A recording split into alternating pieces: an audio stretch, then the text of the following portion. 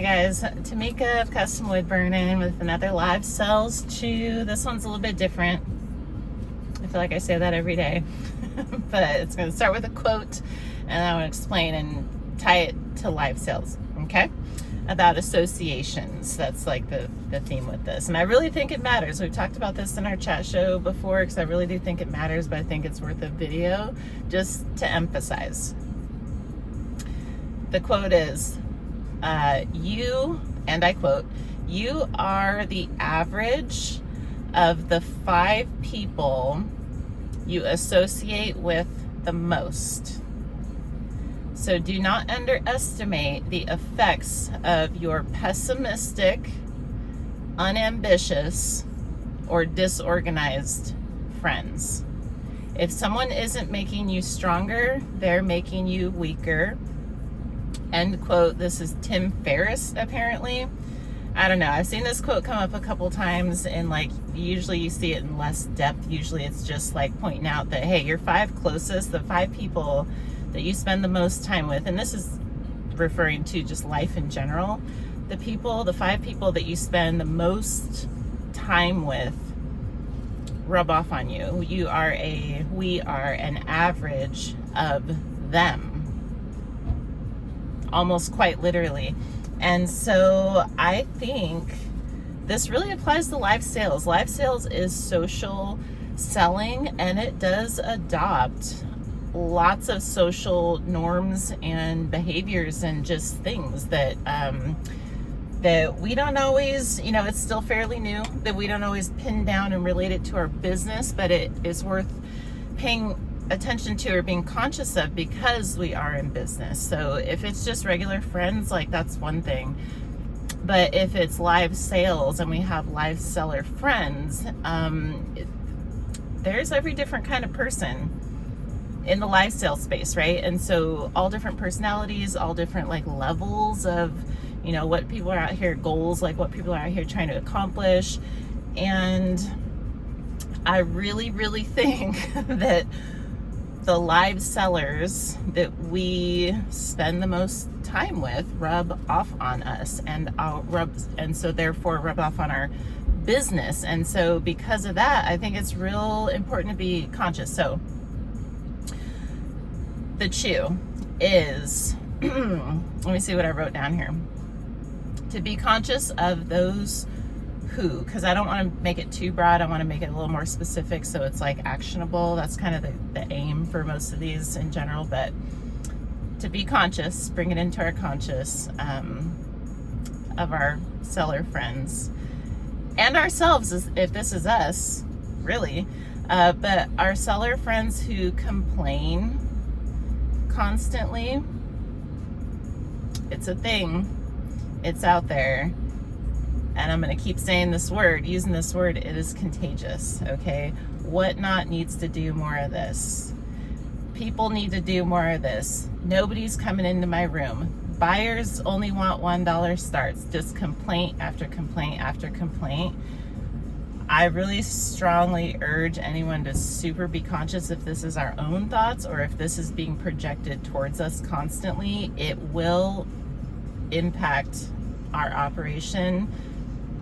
Please trust me on this. Sellers who complain is the first thing. Sellers who make excuses is the next thing. It's summer slowdown. Everybody's in the large sellers rooms. I can't go live because I have this thing that's not really that important to do. I can't show up consistently because this, that, and the other. I can't, and here's why. And just always calling in and making excuses.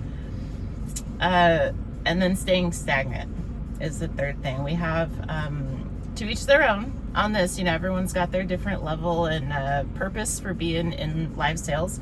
Some get to where they want to be and they just stay right there, and that's fine.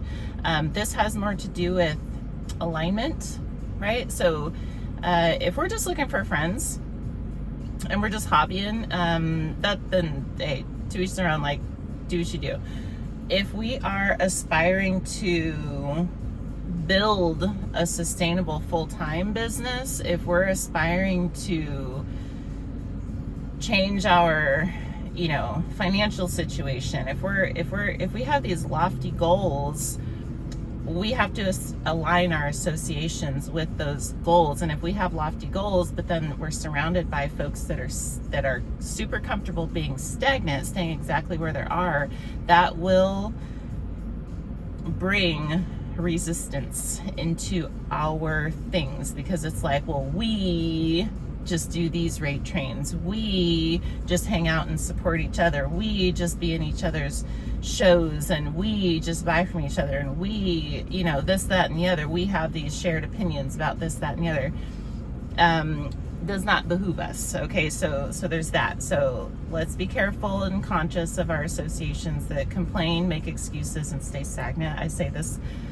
with love. Okay, do surround ourselves with folks who are at least over half our circle, who are positive, professional, and positive / optimistic. Okay, professional. This is huge. Okay, because we can be guilty by association as well. Buyers, potential buyers, other sellers especially who collaborate, they go into a room and the level of professionalism is like a 1 out of 10. Everybody in that room is part of that. Okay, making naughty lists and stuff. And so if we don't want that for ourselves, then we have to mind our associates, have professional associates, and then productive associates. So if we're dealing directly with friends and stuff that are just chilling all the time, doing the same thing today in their live show that they were doing this time last year, and this time 2 years ago, and this time 3 years ago, doing the same stuff, it's just unproductive, right? And it rubs off on us. It just does. And so let's if we have folks that are positive, professional, and productive, even on our days where we don't feel like it, we will soak that up, and it will get us back on track. The power of associations is humongous. Okay, so there's that.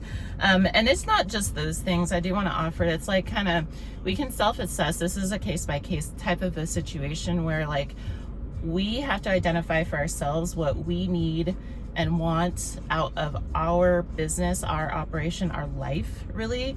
And then, choose our associations accordingly. If we're trying to grow, if we're in grow mode, it does behoove us to spend the most of our time around those with that same mindset, because that is part of the equation for our personal growth and our business growth. Okay, so whatever it is that we are lacking or we are aspiring towards or whatever like that, we choose our associations with those things in mind.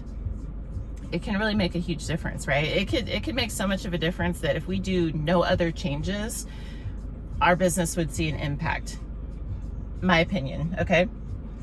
Because energy is contagious. And then be careful also, because with the poor associations, because misery loves company, that is a thing.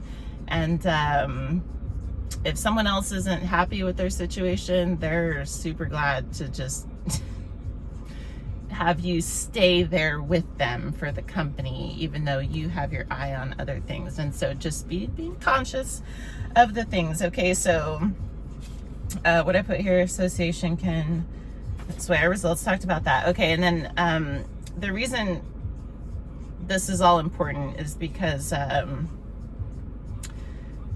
associates impact, because it's not just the energy that we observe from folks, it's the practices.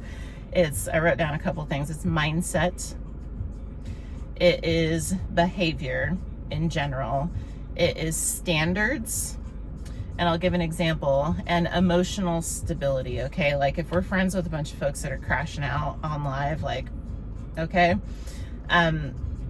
a good example I want to offer, and this would be more catered to our arts and handmade folks, is that something I see, and this is just one example, is that arts and handmade, there's a lot of complaints / just aspirations, or just knowing, just this kind of apples and oranges situation between arts and handmade and resell. The arts and handmade, well, I should say start with resell, is very cutthroat competitive. Sourcing is like a whole situation, and like low starts and a lot of incentives and building a big room.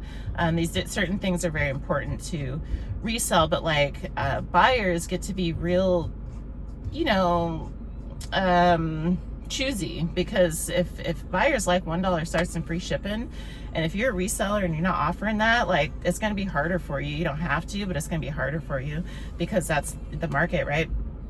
Arts and handmade have their own competitive things over there that happen because the price points are totally different. I don't care what anybody says, they are, because you're not just paying the products and the sourcing time, you're paying for your creation time. It is a totally different thing. And so what I see oftentimes is arts and handmade sellers associate with all resellers and then adopt that mindset that, like, I got to do $1, $2, $3 starts. So I just want to offer, and this is just an example, right? If we, and that's, if our products align with that, that's fine.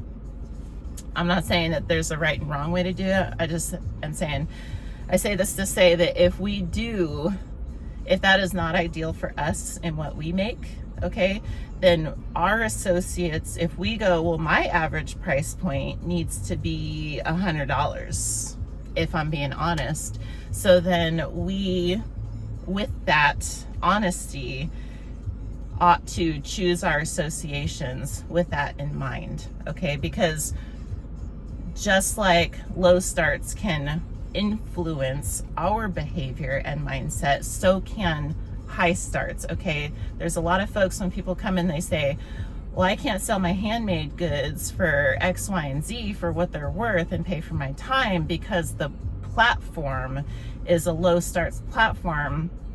My response to that is, that's not true. You're hanging out with the wrong people, okay? Tens of millions on the platform.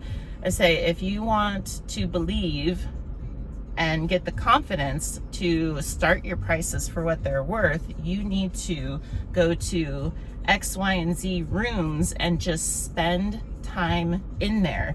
When you go to a handbag show and you're watching people swipe on $5,000 to $10,000 handbags, there's no way you're going to continue to sell your handmade items for $5. You know what I mean? And so our associations matter. That's just an example. So here's the last part of this too. This is longer than I thought, but it is what it is. A little bit of homework, I suppose, but just to make it more actionable is what we can do for this is to just take a moment to assess and just think about, like, who are my 5 closest contacts in the live sales space? Who do I spend the most time with? Who do I talk to the most? Who am I in their shows the most? Okay, the 5, just 5. And then look at each one of these 5 and just kind of brainstorm the impact. What type of energies are they? What type of standards, mindset, behaviors, this type of stuff, attitude do they have? And then so we can honestly assess what we are absorbing all the time, right? And we can, if we put it on the table and look at it, then we can modify as needed, right? We might look at our contacts and just go, oh my gosh, every single one of these is X, Y, or Z. Or we might look at them and go, you know what, I'm doing pretty freaking good, right? And so, and this is not to say that we need to, like, unfriend anybody, block anybody, like, stop supporting anybody. That is not what I'm saying. So just to be super clear about that. But what I am saying is it is on us, if we are the business owner, to be conscious of and deliberately choose who is riding shotgun in our story, okay? And we can still love on everybody while attacking the living the purpose that we came there to do and attacking the goals that we set for ourselves. And so just sometimes we just got to shuffle the list up a little bit. Like maybe you don't get the top 5. Maybe I'm going to put you in number 6. I'm going to put this other person up here. Maybe I'm not going to go to this person's shows 5 days a week. Maybe I'm going to go there 1 day a week, and I'm going to fill that other time with this other person that, for the sake of the same example, has really, really good price points that I would like those type of price points, so we can shuffle it and adjust it and then watch and see the results. Okay, so that's the chew.